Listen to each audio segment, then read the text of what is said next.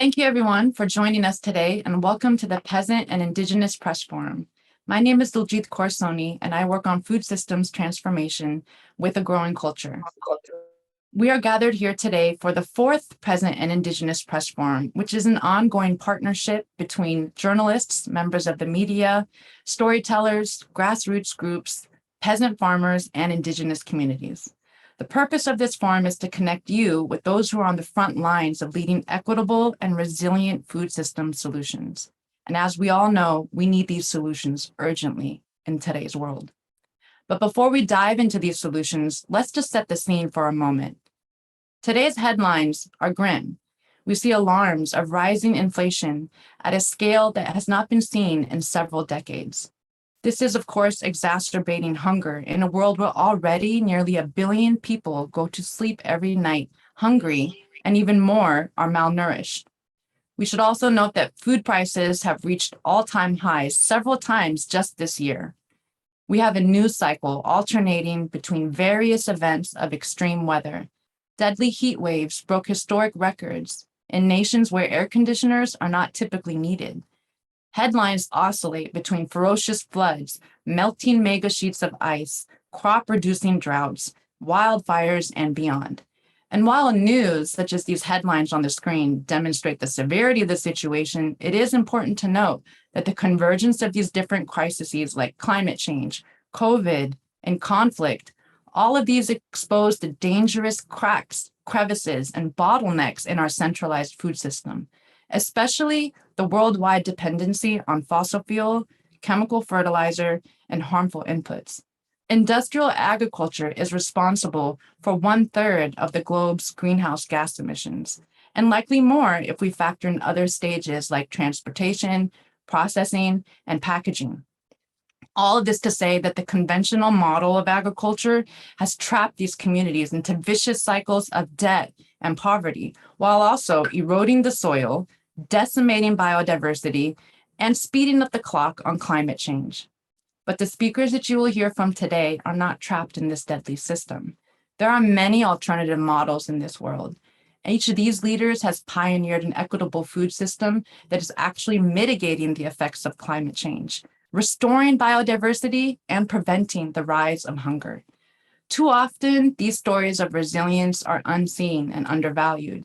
Yet it is exactly these stories of adaptation that the world needs to be able to combat these challenges. In just a few moments, you will hear from these amazing leaders, but first, just a few technical notes. If you have any technical issues, please don't hesitate to contact our team by using the chat box feature. Again, we are providing live interpretation in French, English, and Spanish. To select your preferred language, click on the globe icon on the bottom, and where it says interpretation, select your preferred language. For each speaker, we will have 12 minutes, starting with a moderated Q&A style interview between myself and the speaker. And after that, you will have 4 minutes to raise your questions directly. Please use the raise hands feature at the bottom of your screen if you have a question, and we will call on you in the order of the hands raised. Prior to that session, please keep your mic on mute. Media contacts will be provided in each press release as the speakers come onto the screen. As you work with these stories, we encourage you to please reach out to the sources that are provided in the press release. You can also reach out to Josh, who can assist with any introductions. We also ask that you please avoid posting their contact information publicly. Today, we are honored to have these speakers here with us. So as they take up the time to show up today and share their stories with us, we encourage you to also switch on your video. All of our speakers are trailblazers and symbols of resilience. They'll elaborate on how their models of self-sufficiency preserve not only biodiversity, but culture as well. I am honored to introduce our first speaker, Jon Jandai, who is leading a revolutionary alternative to industrial agriculture called Thamturakit. Thamturakit means fair business in Thai. He's also known as the happiness farmer, with more than 5 million views of his TED Talk on easy living.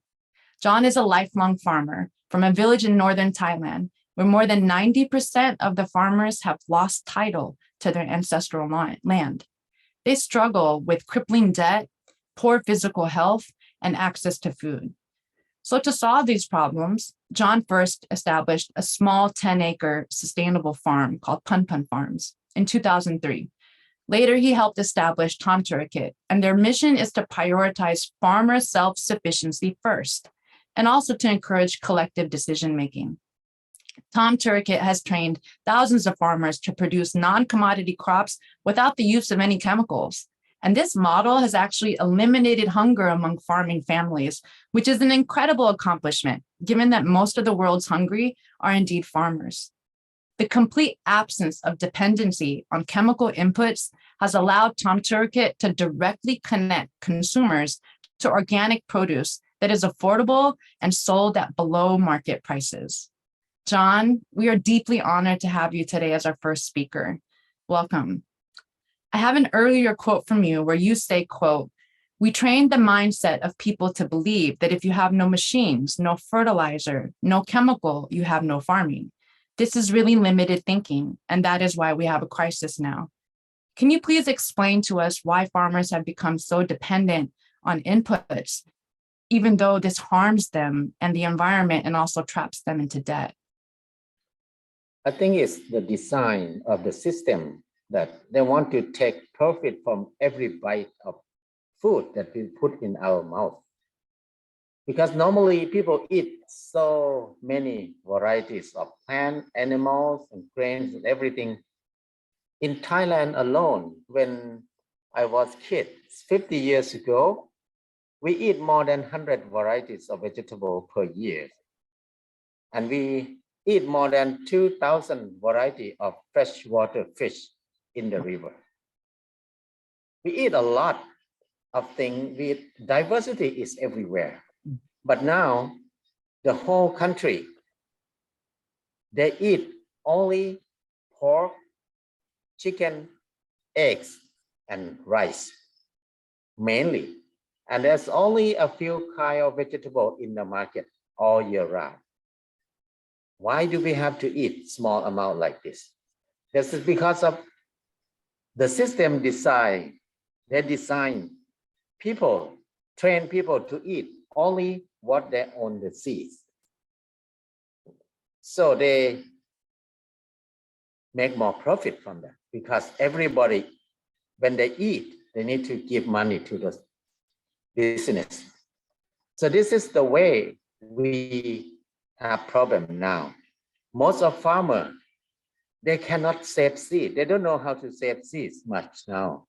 Most of farmers were trained to grow cash crop. They grow one variety in a big area. If you do that, you cannot avoid pests. You cannot avoid using fertilizer because all of them, they have to compete the same food. And then when they have a big amount, they have a lot of pests. Pests like a human.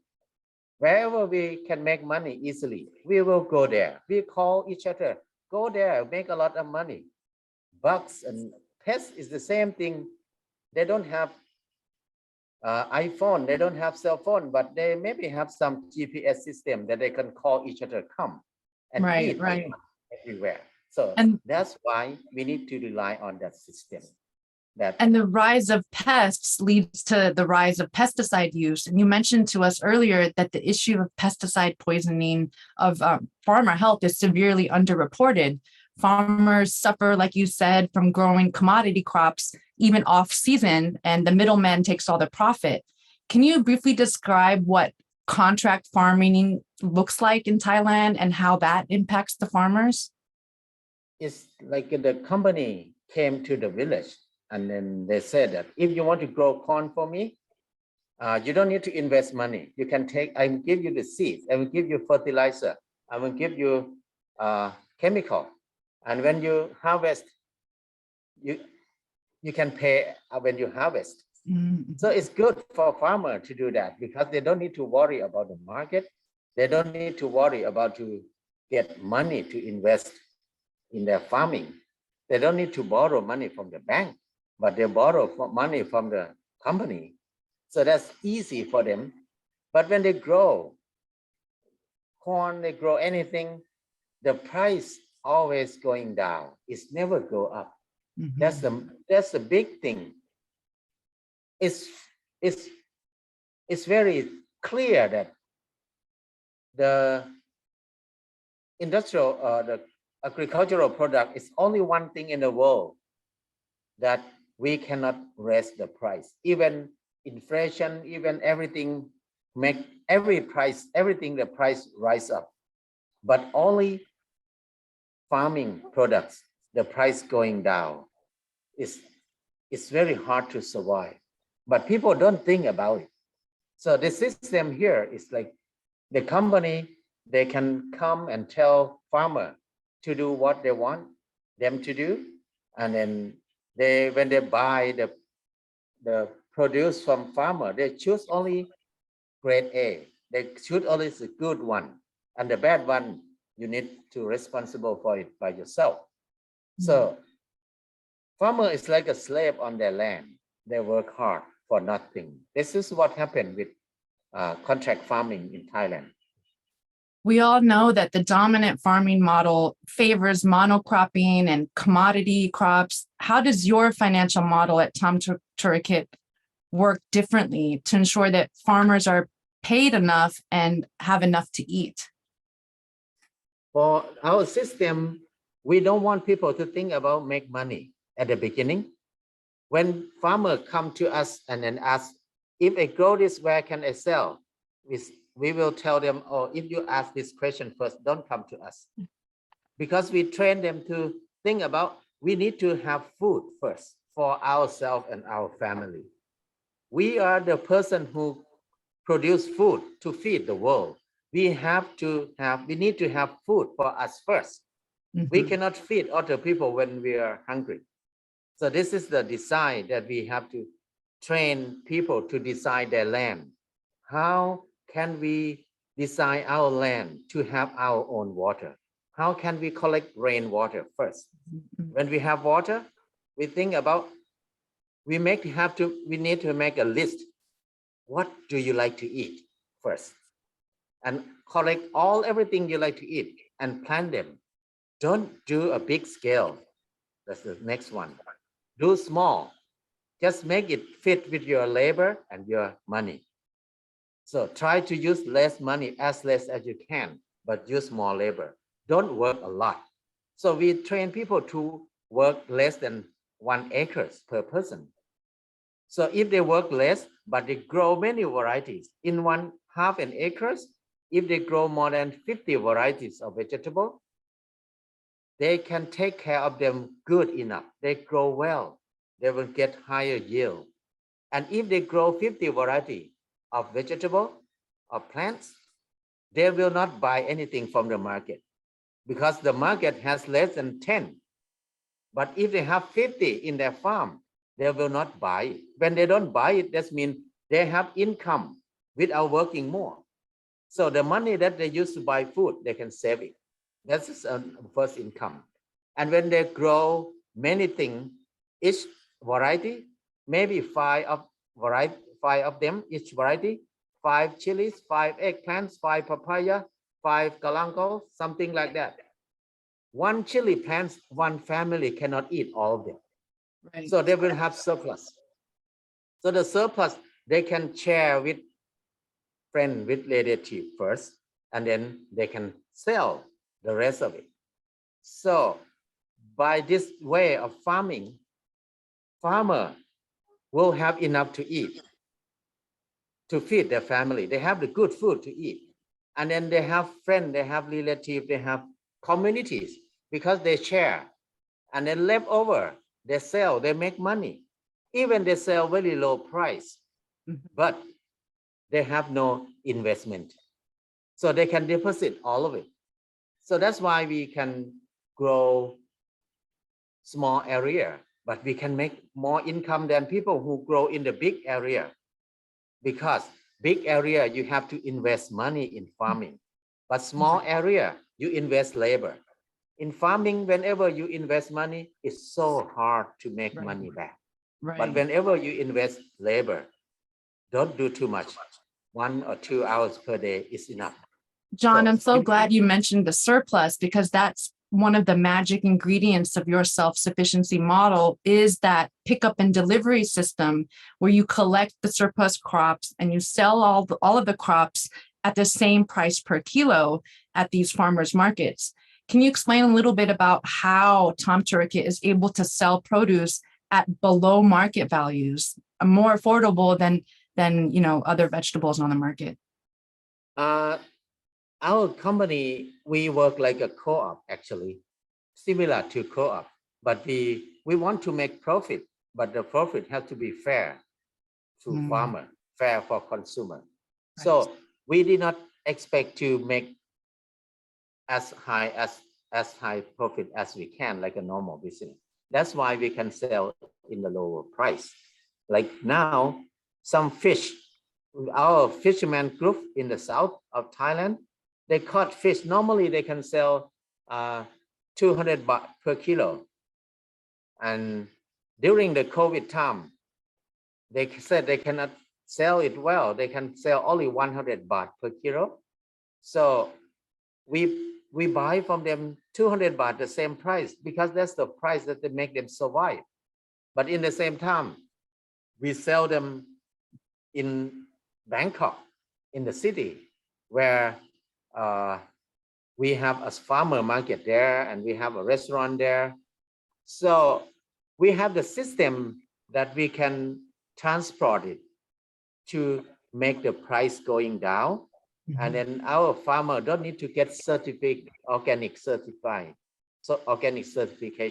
So they increase their expense for that. That's why we can sell cheaper. And then many of us, we work with the company. Many people volunteer to work, to help us. So when people come to help each other, we don't need to pay for them, but they're happy to help because they think it's good model, it's good system. They want to support this system to make everybody survive together. That's why we can make the price going down. That's amazing. It's genius. To become a member of this initiative, Thamturakit, whether you're a farmer or a consumer, there's a mandatory training. Can you share with us a little bit about what the members learn during the 4-day training session? The farmer learn how to start the farm, how to design the farm first, how to design the farm to think about diversity. Farming is not about planting vegetable or planting plants. Farmer is about developing the soil. How can we save water? How can we develop the soil? When the soil is good, the soil fertile, you don't need to do much. It works by itself. The system works by itself. So this is the way we train people. So to make the soil good, to make the water good, we need to think about diversity in our land, in our area. And then we cannot grow cash crop at all because it's no diversity there. So you have to work a lot if you grow cash crop. But if you do grow a lot of things together, they take care of each other. They work by themselves. We're just waiting to harvest and help them. So Jon, this is what we train. Yeah. Thank you so much. We're running a little short and I have time for 2 more questions. How many farmers are growing crops for the Thamturakit Social Enterprise Program? The numbers go up and down because we have about 2,000, 3,000 right now. Wow. And 2,000 family. And it's up and down because of sometimes if they don't have surplus, they don't sell to us. So another families bring to us. So it depends on the situation. So the numbers up and down, but never lower than 2,000 so far.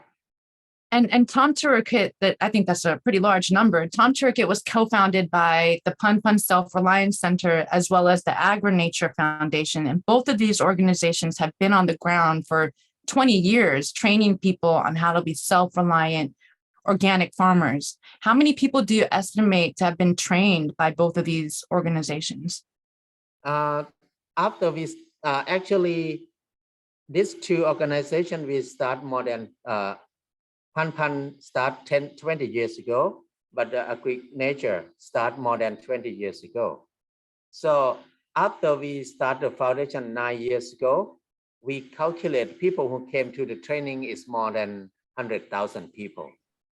Wow. So if we calculate the whole thing when we start, it's almost 800,000 or 900,000 people so far.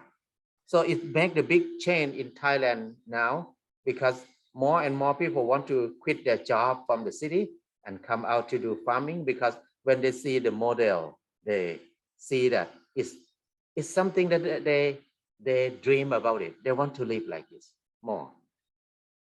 Well, we see that the industrial model is so different than what you're advancing. They just want us to grow one single crop, but this model is totally different. Why is it so important for farmers to grow a diverse set of crop with livestock and to grow for themselves first? It's important because if we have diversity in our land, everything helps each other.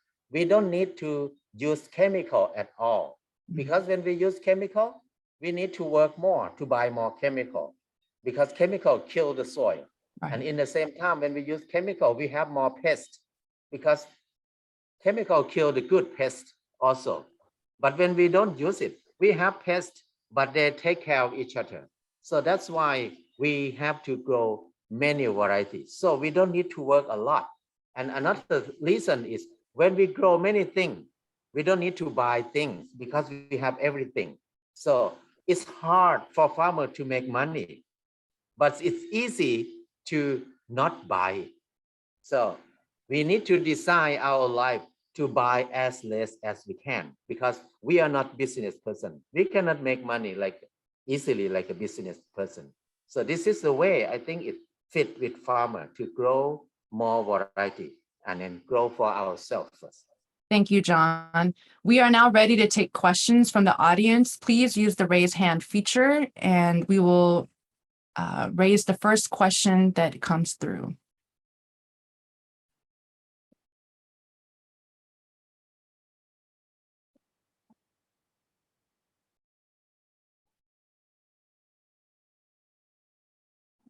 And also, please note that this forum is being recorded.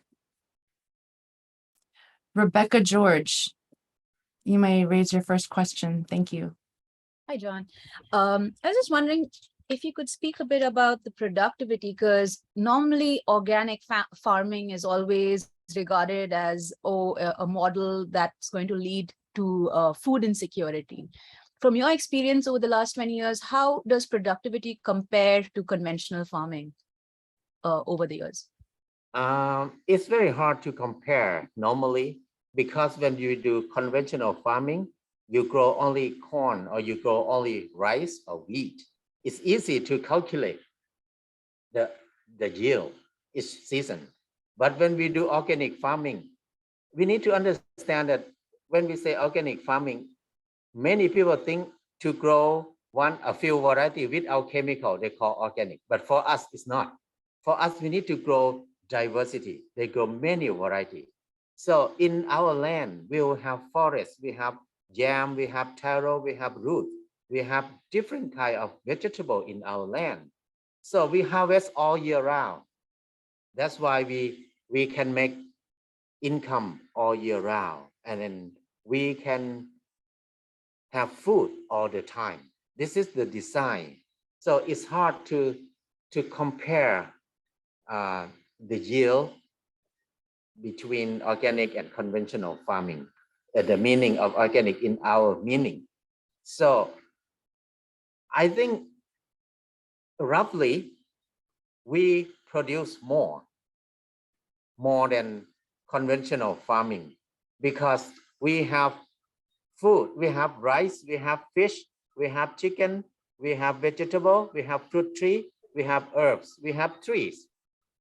So we have mushroom, we have so many things all the time. I think we can produce more. And then the income, compare the income. When we do organic farming in this way, we will never lose our money. That's one thing different. But when you do conventional farming, you can lose your money because some year the price going down very low, you have to sell it. Some year you have drought, you have some problem. But for us, we have no problem like that. If the price low, we don't sell it. We just chop them and turn into compost and bring it back to the soil. We wait until it turns to another plant. When the price better, we can sell it. So we don't sell anything cheap like a normal conventional farming like that. But we can give for free because we have a lot, but we don't sell a big amount in very cheap price. Thank you so much. Thank you. I believe we have Niam Butler to ask the next question. Thank you. Hi, John. Lovely to meet you. My question is, so if people come and they decide they want to live and work on your farm, do you guys have a model for how they have accommodation, like housing? How does all of that work? Because I'm from Ireland, and obviously it's very cold, so shelter is a big issue for young farmers who are trying to get into farming and join other farms. It's an issue. So I just wonder, how is that in Thailand? How does that work? We did a lot of training about self building. We train people to do earthen building, straw bale building, earth bags building. So we built a lot. At our farm, we have more than 20 buildings. And then I have a few farms here that I work on and working on. So everywhere we have a lot of building. So the technique of building, natural building, is very simple and easy. If we don't have law or regulation, we can build so many things. But the problem is many developed countries, you will be controlled by regulation. In Thailand, we have law too, but because of we don't want to listen to the law, so we can build anything anywhere. So that's one kind of freedom. So we built a lot of straw bale. I think in Ireland, straw bale or something simple like that, or Yeah, cob building is top building. cob. The problem in Ireland is the regulations. The regulations are very strict against this, especially on rural land. It's a huge problem, actually. So, yeah. So I think one solution for country like that, you just design the house with the pillars. Whenever you have pillar, to show them have beam, have pillar as normal house, and then they will approve easily. But you can change the wall into anything. So because earthen natural building, normally we don't have pillars. It's wall bearing system. That's why they don't want to approve us to build, because most of architect or engineer, they did not learn much about wall bearing system. They learn post and beam system mostly. That's why they don't brave enough to sign the paper, the blueprint for us. So thank you, John. We have time for a few more questions. I'm going to take some from the chat and just combine them. Elise has asked, how do you convince people to join Thamturakit? And Julius asks, if the profits are enough for farmers to educate their children and pay other bills? How can we attract people to join us? Actually, we start a farm first to make a model to show people that this is how it works. When people come and see, they understand it, they want to do it, so they ask to join us. So when we do training, people pay to come to the training. So they did not come for free. They pay to come and learn. And then they're exciting to go back and start to do it. And another people see that they just want to come. This is the way it worked so far. And then how can we make enough income for our daily expense? Actually, when we live like this, we have less expense, and then we have less income, less expense, but we have more saving. So in general, people can pay off their debt. And then many people in our group, we start to do homeschooling quite a lot, because homeschooling is, you don't need to spend a lot of money for your kids. but they learn so much. They can produce a lot. The kids can learn how to grow things, how to sell things. They make money when they're learning also. So there are many choices for us. I think we are not worried about that much at all now. So I think we're running really short on time. Debal, if you have a brief question, that yours will be the final question, and then we will move on to the second speaker. Thank you. It will be not a question, just addition to what Jon said, to the question about yield, the comparison of yield between conventional agriculture and organic agriculture. Jon is very right that this organic means, what the model that he and I promote is not just zero chemical, but also biodiverse, lot of diversity in the same farm, which means multiple cropping. And while it's difficult to make this comparison, as Jon said, there are some statistical techniques called LER technique, land equivalent ratio. And I have published a very elaborate work exactly on that, comparing monoculture of 7 different crops with multiple cropping field, as the tribals indigenous people here in India do.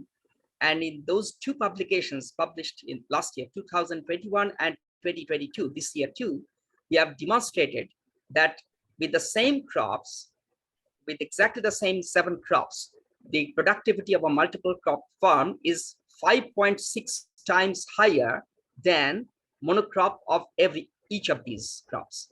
So overall, it's 5.6 times higher. And that's been very much statistically proved.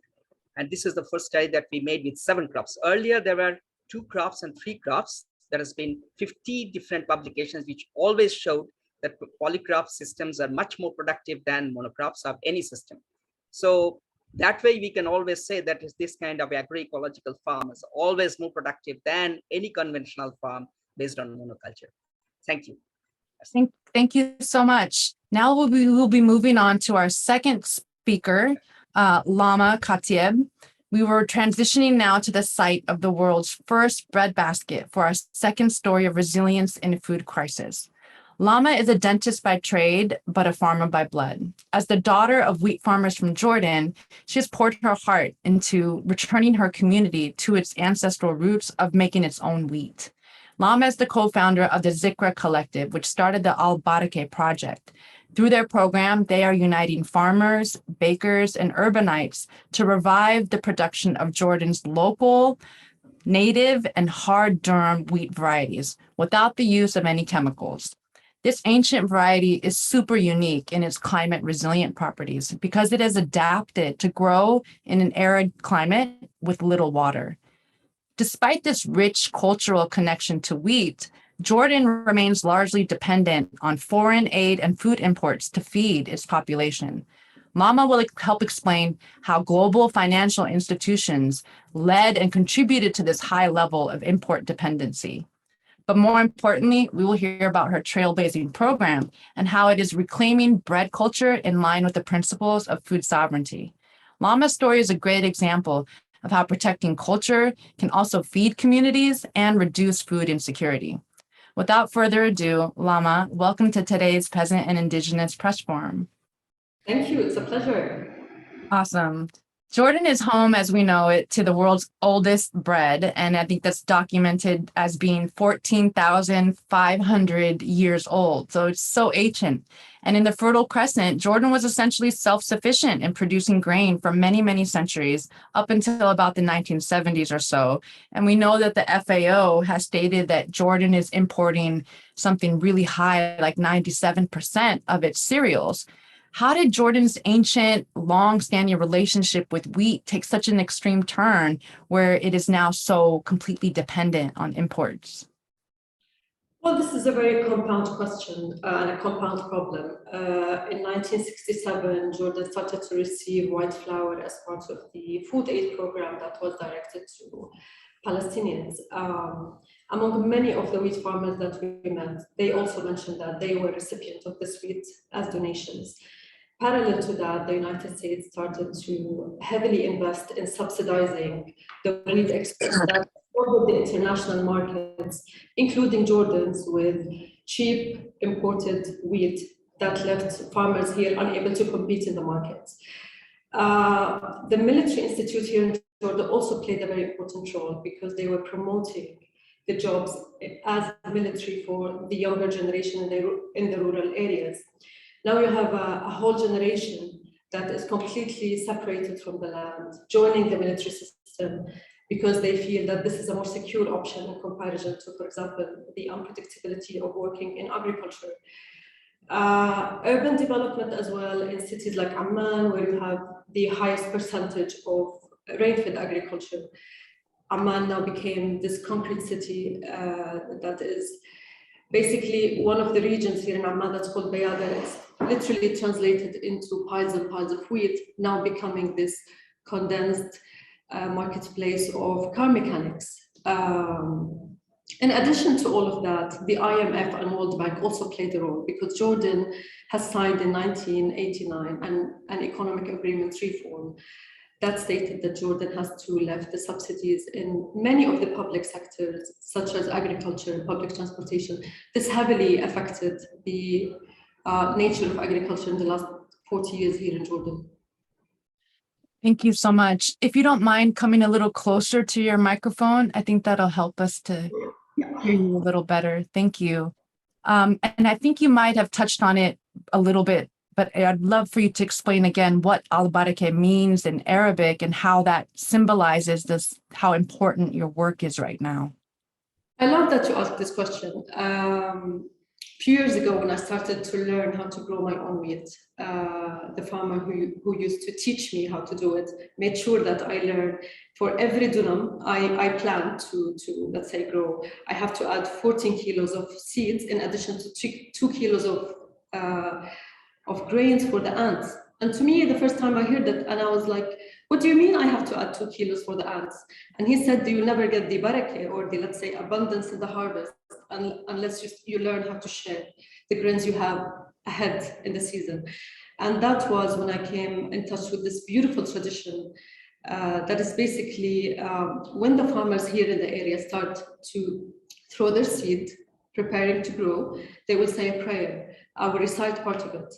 It goes like this, O Lord, feed us and feed through us, feed the birds in the darkness of the night, feed the crawlers of the earth, feed the strong one, the weak one, and my neighbor sleeping sick.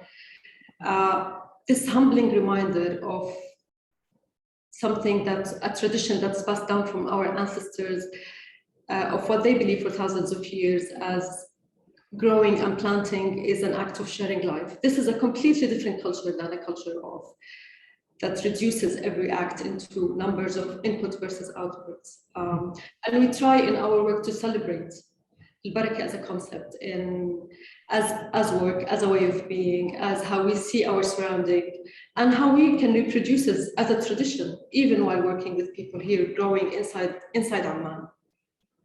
This is amazing. I love that. I feel teary-eyed, and I'm sure other people feel something in their heart when they hear that connection through the words and just the relationship with animals and the environment within that prayer. Can you share a little bit more about how your project operates, how you work with farmers, families, and businesses to not only increase production, but also consumption? So Al-Barakeh always has two arms. The first arm is a learning program that works with city dwellers, reclaiming remaining plots of land inside the city in collaboration with the remaining food producers. They grow different pieces of land collectively. This is, let's say, they go through the selection of land, how to grow the wheat, the threshing, the harvesting, how to prepare bread from the wheat, how they make food from it. The last season we had 165 families, urban families taking part, in addition to 5 schools. The other arm of the program is the economic arm. I would say that this is concerned more of reshaping the economic position of local youth. We do this by creating a market and moving resources closer to people, by paying better prices for wheat comparison to the prices that are paid by the state, and connecting the farmers directly to the markets. So we work with 2 bakeries. One of them is a commercial large bakery, in addition to 6 restaurants and a small hotel. Now, all of them beginning to introduce whole wheat as part of the, let's say, the daily production they produce. Wow, that's amazing. Not everyone has a connection to the land on which their food comes from. And many of us in urban cities, we're quite isolated from those who produce the food. In your program, though, the farmers and the city dwellers in Amman, they work together. How would you say your program, the Zikra Collective, has reshaped the relationship on the ground between farmers and city dwellers? This very small things. For example, here in the city, people started noticing that, oh, there are food producers among us. There are shepherds. There are people who are growing different crops in cities, plots of land inside the city. They started to have a conversation with them, maybe buy some of their products, start noticing how plots of land are decaying due to, let's say, urban development. Unfortunately, every season we grow a plot of land, at least one every season, and it doesn't see the end of the season. There is a mall erecting, or there is like a shopping center in other places. So this kind of observation builds a different relationship between city dwellers and Amman as a land, and in addition to the remaining food farmers. Does the current, we know that there's a fertilizer shortage, there's a fuel shortage, the prices are rising. Has that impacted any of the work of the Zikra initiative or the Al-Barakeh project? I think it affected everybody, not necessarily working in the sector, but generally speaking, the wheat growing we depend on is rainfed. So we do an agricultural cycle. This wheat is grown after lentil, chickpeas, and fava beans is grown. But if anything, I think that this will encourage people to start to try to find solutions that are more natural instead of using fertilizers. Can you give me an example of that? I remember you were mentioning something about how the wheat is grown and there's cycles with other vegetables like chickpeas or other crops that kind of obviates the need for pesticide and fertilizer. Can you talk about that a little bit?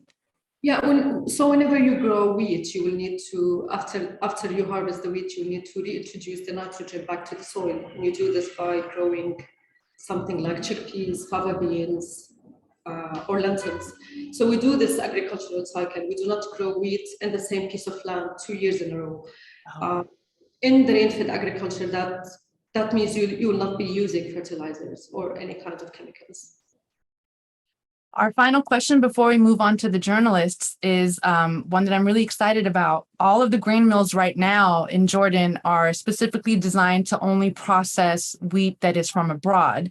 But you, in September, are going to be breaking ground with the first stone mill that will process locally produced wheat. It's a huge milestone. What other milestones do you and your community wish to achieve to meet that objective of a self-sufficient Jordan? Well, let me be clear, this is not the first stone mill here in Jordan, because obviously we are selling flowers. But the challenge with this current stone mills that are remaining, which maybe are 2 or 3 here in Jordan, they are extremely old, which means we have a challenge producing high quality wheat. And enable for us to leverage that, we will have to do major part of the work by hand. This will prevent us from scaling. That was the reason we bought a mill and established a small mill. This should be ready, correct, in September. And yes, majority of commercial large mills here are designed to work with imported soft wheat. Majority of the wheat in the Fertile Crescent is considered hard durum. That is, if you introduce it to the rural mill, it will break down the nutrient and it will affect the quality of the wheat. In regard to future projects, we intend to work in Jordan Valley. We had a very successful trial we did last year. Jordan Valley has very fertile land, in addition to the highest poverty rate. Yet they do not grow grains. They are very dependent on cash crops. And we want to introduce it as, let's say, something that they will start growing in addition to the other cash crops or instead of them. We intend to establish a small bakery that is specializing in whole wheat bakes, whether by providing the workshops for teaching people how to do it, or by providing some options of bread. And we intend to also work in other forms of processing wheat. So instead of creating the flour is one way of processing the wheat, but we also have other kinds of food that we make from wheat. I'm sure you know some of them, like Vrihi, which is basically roasted hardurum, burghul, and we aspire to maybe establish small stations in rural areas in Jordan where the, let's say, growth of wheat is encouraged, yet you have a station where it is processed and then it's sold to the market. The local market here is really, really huge.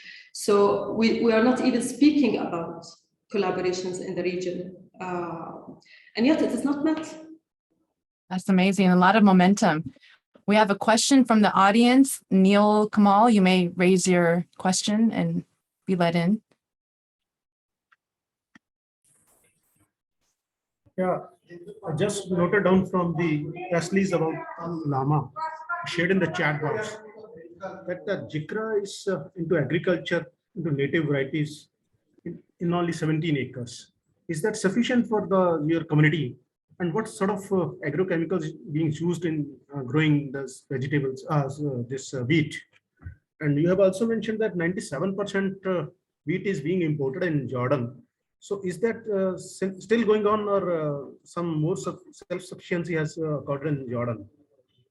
I don't think I heard the first part of the question, Daljit. I'm not sure if you heard it, but in response to the other part of the question, no, I wouldn't say that this is, let's say, our responsibility to work on full sovereignty at the state of Jordan, because I believe completely that at this stage you will need a state intervention to access this amount of resources, to access this amount of land. You will have to collaborate with the state. As the first part of the question, I'm not sure I heard it. I could not hear it again. Maybe Neil, would you mind repeating that a little slowly, please? I appreciate it.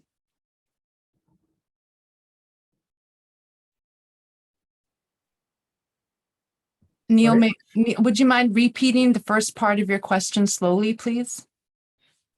Yeah, I just wanted to ask that you had mentioned that your community based agriculture is only in 17% in the native varieties. Is that sufficient for your community? And what kind of agrochemicals are being used in growing wheat? I still didn't hear the first part, but we do not use chemicals in growing wheat. We use an agricultural cycle. Okay. Daljit, did you hear the first part of the question? I'm having a tough time with the first part of the question. I think it was about a statistic about 97%. I think we mentioned that at this moment, Jordan is importing 97% of its cereals, although we may not have exact numbers or percentages on the Zikra collective. I think that these kinds of, or is it 17 varieties of wheat? No, I never mentioned that we are growing 17 varieties of wheat. Zikra has 17 acres. They are growing 17 acres of wheat in the city of Amman. And if you go on their Instagram page and their website, you can see photos of the type of wheat fields that they're growing. And you see the juxtaposition. You'll see McDonald's in the background, and then there's people harvesting wheat in a parking lot right in front. And so this is very much an urban farming and a revitalization of a local varieties of wheat. We have one last question. Why is it important for Jordanians to grow their own wheat? What is at stake when it comes to self-sufficiency? I think very much as Jon answered, what does it mean to have 35% of your, of course, this should be an incentive to grow your own food, of course. Other than that, the varieties of wheat that are available here in the Fertile Crescent are highly nutritious. They have a protein percentage reaching 13%. They have different varieties, different colors, different tastes. So this is a celebration of not only sovereignty, this is a celebration of variety, diversity of life around you. I have a friend of mine who once said that for us as communities, if we stop growing grains, we will disintegrate as communities. And I completely believe that, because this is not only an act of, let's say, regenerating the seed, it's an act of building culture, building communities, relationship to land, having a common goal. So all of that, you need to gain it back. We have a question from the chat. In the United States, Native tribes are working to build similar models on reservation grains processing, meat co-ops, but one of the biggest hurdles is policy and regulation.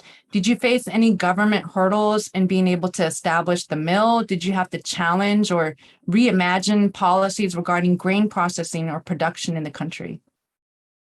I would say no, but yet at the same time, there are no collaborations mentioned.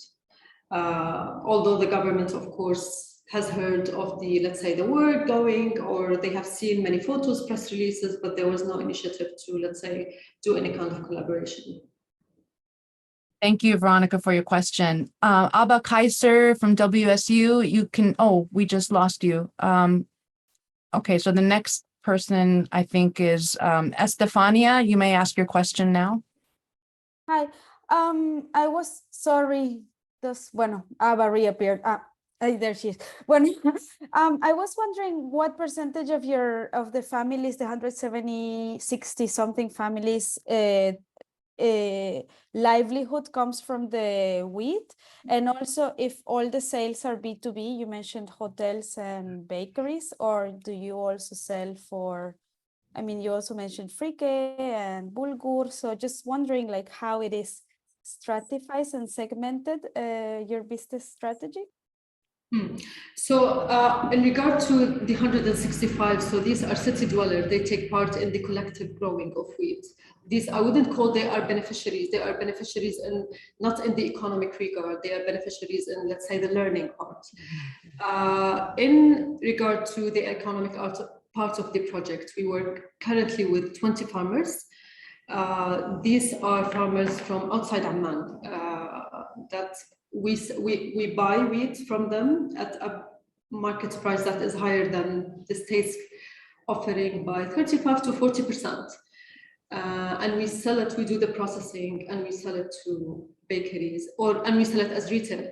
Also, this is for the first time local whole wheat grain is available here in the market as retail. This has never, as simple as that sounds, this has never taken place before. So yeah, I hope this answers you. Yeah, just a little follow-up question. Sorry. So what percentage would be retail and what percentage would be B2B, roughly? The majority is retail. I would say approximately 70% would be sold as retail. Thank you.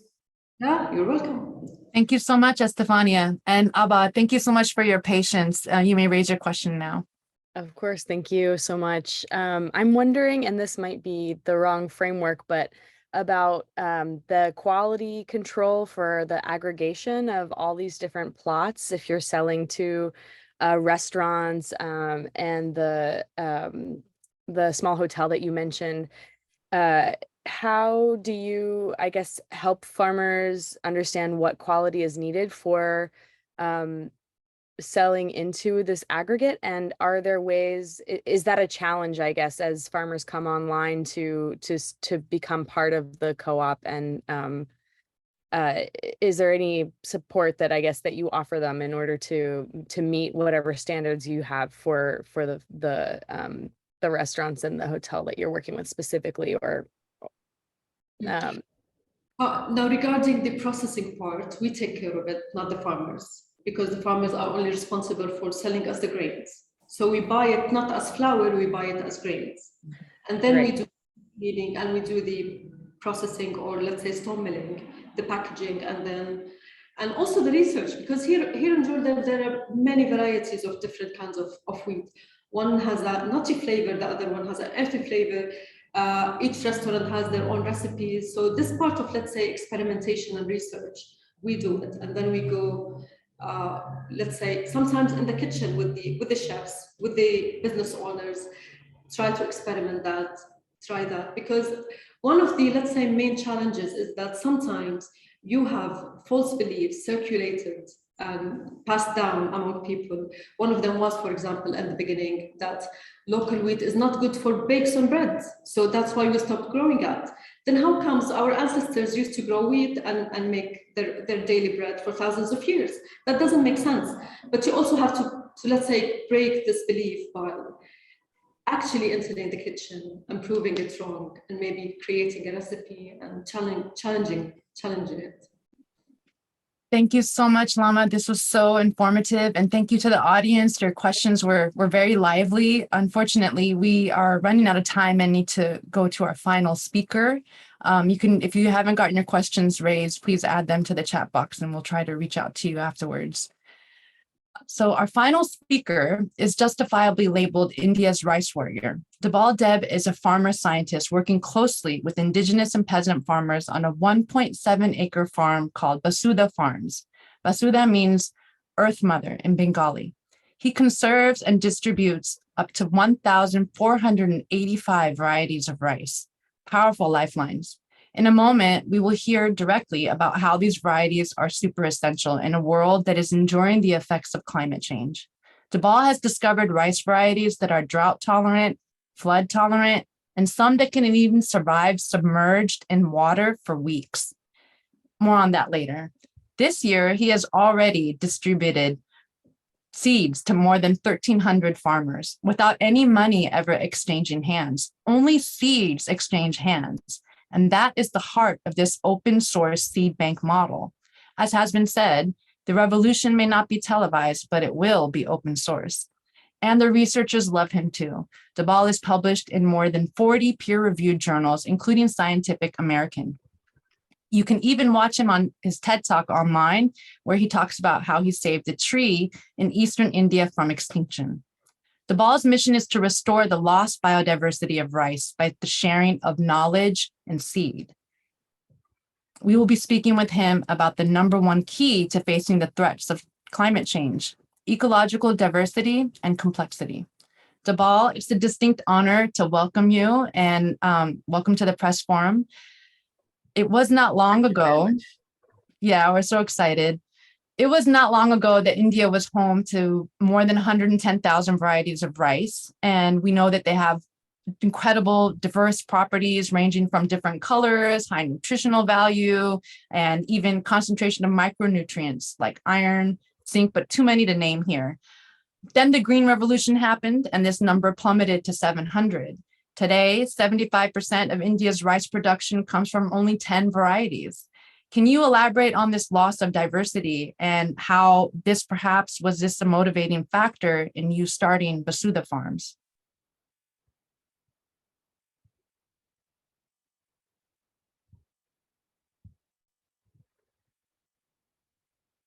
Yeah.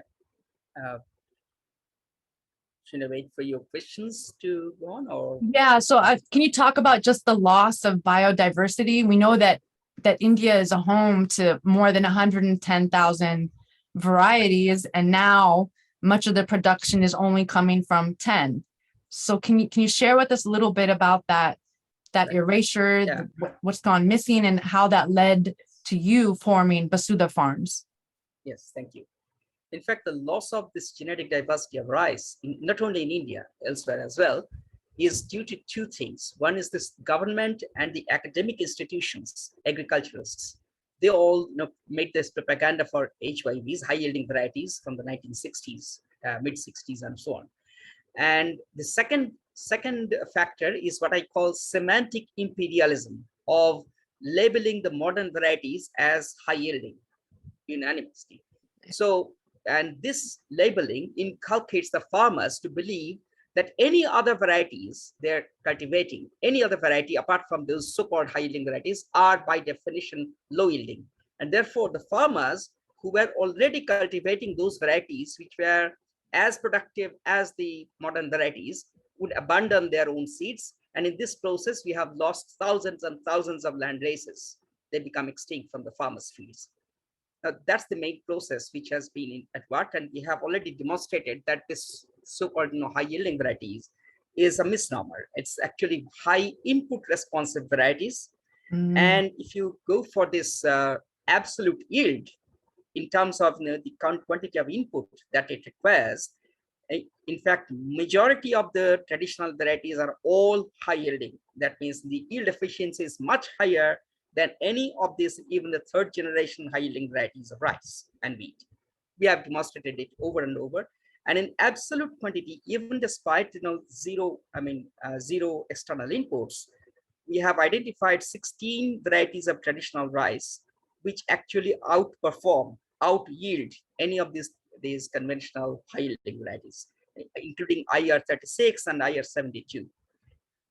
Yes, and when I saw that neither any state institution nor any agronomists or agriculturist professionals were not taking care of protecting this heirloom land races from this onslaught of modernization, I thought I would have to do something, although I was not formally trained in agriculture initially or even rice biology. So I left my job in 1996 and started saving the vanishing rice land bases, and it's still continuing. And I'm happy that I have been able to rescue many of those critically endangered varieties from extinction. Yeah, I'm happy about that too. We need more people like you. I understand some of the rice varieties that you conserve, they're very climate resilient. Out of all of your seed varieties, can you please tell me quickly how many of the varieties are drought tolerant? 28.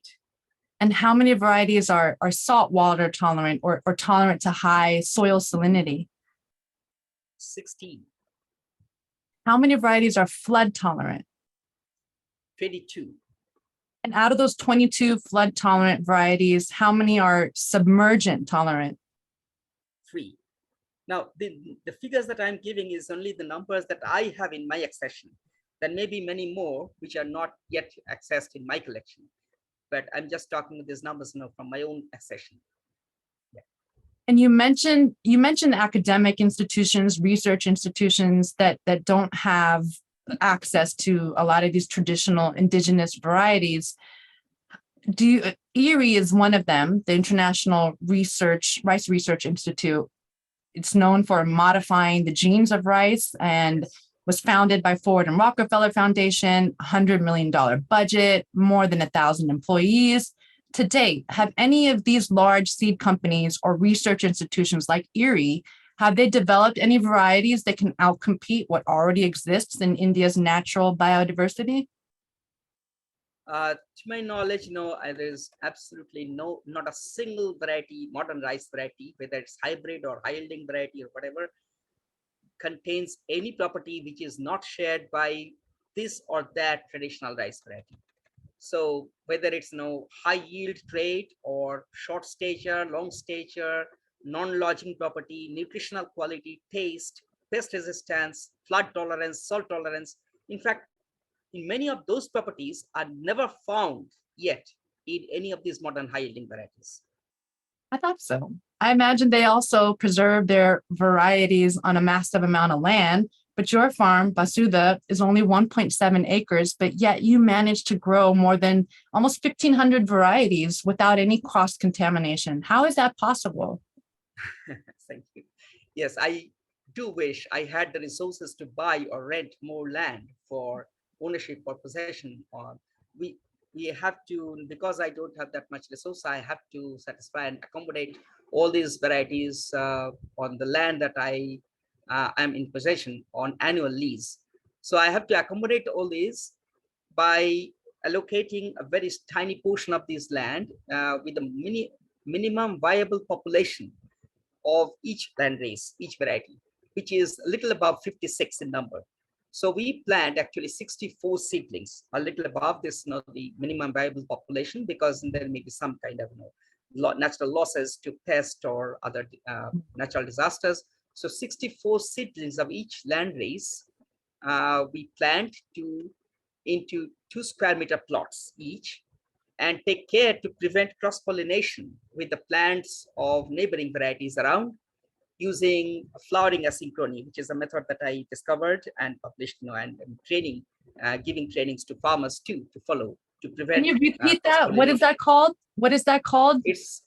The method is called flowering asynchrony. That is, you asynchronize the flowering date of each of the land race which is mismatching with that of the neighboring varieties by about 5 to 6 days apart. So if one variety X is flowering today, the neighbors should not flower on the same date. 6 days before or 6 days later, they should flower, so that when this the flower opens, there will be no chance of cross-pollination in this. That's the method. And this way we are maintaining genetic purity for all of these varieties over the past 25 years. And I mean, unlike majority of this, even including the research institutions, they can't maintain all of these. And the farmers are very unfortunately are losing this traditional knowledge. In fact, this was partly, I learned from traditional indigenous farmers 30 years ago. Now, I'm now teaching those techniques to the offspring of those same farmers who were my trainers, who were my teachers. Those ancient farmers, the old farmers, were illiterate people, but they were so superb intelligent. And I call them, unknown, unnamed scientists, farmer scientists. Absolutely. But their progeny has now, abandoned these nuggets of wisdom. Of course, they've been inculcated into believing that this modern agriculture is the savior of the world. So they have forgotten most of it. And majority of the farmers of the world, cannot maintain the genetic purity of the land races that they cultivate, whatever it is. So Thank we you, are Debal. trying to. One part of my work is not only conserving the rice varieties on my farm, but also giving trainings to the farmers so that they not only take the varieties to their farms, but also maintain the genetic purity for centuries, so that they don't have to come back to me for a second batch of the seeds again. Right. That's so helpful. In 2009, Cyclone Aliyah hit Bangladesh and more than 50,000 hectares of agricultural land was destroyed overnight. Was your seed bank able to help with that recovery process? Yes. In fact, because we grow each variety on 2 square meter plots, the maximum quantity that we get from each variety is 2 kg, around 2 kg. Therefore, we're unable to distribute the seeds of any variety to hundreds of farmers, because it's not a commercial venture, unless we obtain some more seeds in exchange from other farmers. So in 2009, after this ILA struck in May, I went there with just 4 or 5 varieties with 2 kg or 3 kg each, and then was able to distribute those seeds to exactly 14 farmers in the Sundarbans who had lost their entire land and the livelihoods and the properties, and they didn't have any means to ensure their food security of that year or the succeeding years. So fortunately, these 5 varieties for these 14 farmers enabled those farmers to ensure their food security for the subsequent years, because they multiplied by the next year. And from them, many other farmers, for example, I remember it was 80 farmers the next year received those seeds and then multiplied. So now we have actually worked with 3 NGOs, local NGOs, to propagate those varieties, multiply those varieties, and distribute these to other farmers. So currently there are more than 100 farmers in 3 blocks, and 200 farmers in 1 block are growing those varieties at a large scale, at least for their own subsistence.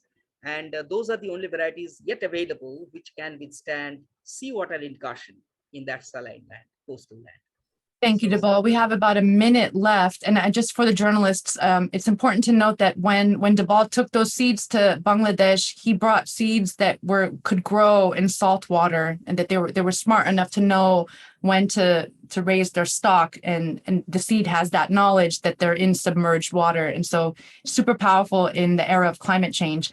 Really quickly, Debal, we know that India's launched their mandatory food fortification program, and rice is being fortified with iron in 15 states. What's your opinion on that government program? This mandatory food fortification this program is primarily, I would say, most unscientific, very unscientific program based on and a misadventure in squandering public money on an unscientific set of presumptions. Each of the micronutrients this program wants to supplement in the food, in rice and other things, by fortification, is already available in cheap and easily available rice and millets and many vegetables. Fish and mussels and crabs, for example, are the greatest source of protein and all these micronutrients for the rural poor all over India and Bangladesh and Thailand and all of these. And dozens of folk rice varieties, for example, have super high levels of iron. And I have ample international publications. Now, to make all these foods more accessible to the populations is a more direct and intelligent strategy to eliminate undernutrition. Instead, this fortification program only is bolstering the deep pockets of the cohort of big industry and bureaucracy. Yeah. And finally, anything mandatory is patently anti-democracy because it disallows you to go for another option. So if your child is thalassemic, for example, you still must feed her with the iron-fortified rice in every meal and let her die because no unfortified rice is available on the market. This rice is now creating a lot of problems and health problems in Odisha and Bihar, and people are agitating against this. But that's another kind of anti-democracy. The most greatest danger is that any voice against this government policy and this government action or corporate action, I'd rather say, is likely to flag, getting labeled as anti-national. Right. So yeah, so that's the main thing. People win. When stupidity is lauded as patriotism, intelligent people are in danger. That's so true. Debal, we're at our final question. What is your vision for the future in light of intensifying climate change? What's your wish for how governments, institutions, and farming communities interact with these native varieties? Government is not, their predilection is not to promote any of this alternative to green revolution. Rather, they go for the second green revolution, double green revolution, deep green revolution, and so on, emphasizing on monocultures. Monocultures by decimating diversity on the ecosystem level, the crop species level, and genetic level of each crop species. The science of ecology states that when biodiversity is truncated, the system complexity is severely reduced, and that leads to the collapse of resilience of any system. And this is exactly what's happening. The government knows it. There are ample publications, scientific publications, agroecologists, and all of these dozens of journals are publishing. Even FAO has published a lot of these on agroecology, but they're not listening because that will not lead to GDP growth. If all of the farmers are not buying any of these things, as John had already explained. If you don't buy the seeds from the seed companies, if you don't buy the agrochemicals, if you don't buy this in the fossil fuel, if you don't buy the machinery which runs on the fossil fuel and herbicides and pesticides, then GDP doesn't grow. And that's bad for economy. So no politician, left or right or centrist, will go for it. So the government has no mandate to promote zero chemical agriculture or agroecology. That's the main thing. So I don't expect that government will do that. And only hope, we all think that the best hope for us is that people don't wait. People's rationality and people's intelligent action does not wait on a state policy, does not wait on a government's predilection or jurisdiction. We are doing this. Millions and millions of farmers for the past 10,000 years have been growing all of these, using organic inputs, all of this multiculture, long before the Green Revolution came to be. And still now there are millions of farmers who are doing just that, regardless of any laws and policies at the state level. And that's our best hope. And I'm sure that this intelligence and the reason of the folk farmers will prevail eventually. Thank you, Debal. That was amazing. Now we will take questions from the audience. Please use the raise hand feature. We already have a question from the chat box that's merged from Nancy Matsumoto. Can you address the example of Sri Lanka, Debal, and its attempt to switch from agrochemical-based farming to organic? Many opponents of organic farming hold this country up as an example of why this cannot happen. Can you tell us how you think that they went wrong and how they could have made the conversion successfully? First of all, the Sri Lankan government's decision to go organic was not reflected in many farmers who did not go. and they had to smuggle in, they had to import many of these agrochemicals and the seeds. The problem is that when you say organic, we always assume it's zero chemical. Of course, it is a component of this, but it cannot be successful unless the full scale of agroecology. That means the incorporation of all biodiversity, multiple cropping, crops and non-crop species, different kinds of all kinds of animals, not just domesticated animals. That includes spiders and all insects, including pest insects. And when we say non-crop species, it includes all kinds of grasses, and the so-called weeds have to be incorporated into the agro-ecosystem. Now, this agro-ecosystem was not properly followed. It was focusing in many cases was only monoculture, the same model. Instead of urea and DAP, they were only using animal manure. So that was not really an agroecological success. The second is that it was a policy. It's not the failure of the organic farming method, but the other political and economic components. There's a very complex ones, and I can't exhaust all of these. There are 15 points that actually have been analyzed by many experts. So I think on the chat, Claire has already shared with 4 such references, which are excellent. So I think it's too simplistic. It's oversimplistic to say that because organic farming, the country has collapsed. It's much deeper than this. And before we give this kind of knee-jerk reaction that this organic farming is the culprit, we have to understand this, the other politics behind this. In any country, whether it's in the USA or India, it's the same thing. I mean, there are this oil lobby, for example, the fossil fuel lobby is always behind this, because all the pesticides and all this urea and DAP are all this byproduct of this petro industry. So we have to think about this. The same reason why solar power is not promoted as an alternative. And people are also promoting nuclear power as the best solution. It's that we have to understand about that kind of politics. So it's not just in the science. This politics has to be answered. But in short, Sri Lankan collapse is not because of the organic method, but because the full agroecological principle was not followed in most cases, and B, which is the major reason, is the politics of the agro industry, which actually sabotaged it. Thank you so much, Debal. That was a very popular question. Next, we will go to Neil, and if you could speak slowly, that would be super helpful. Thank you, Neil. Yeah, as you have mentioned, that indigenous varieties are just contrast to the fortified rice, which were first delivered in Odisha. And going by that, a lot of what are the 45 varieties? Say it again, please. Yeah, the indigenous varieties that being grown by the people like you and the scientists are preferring those.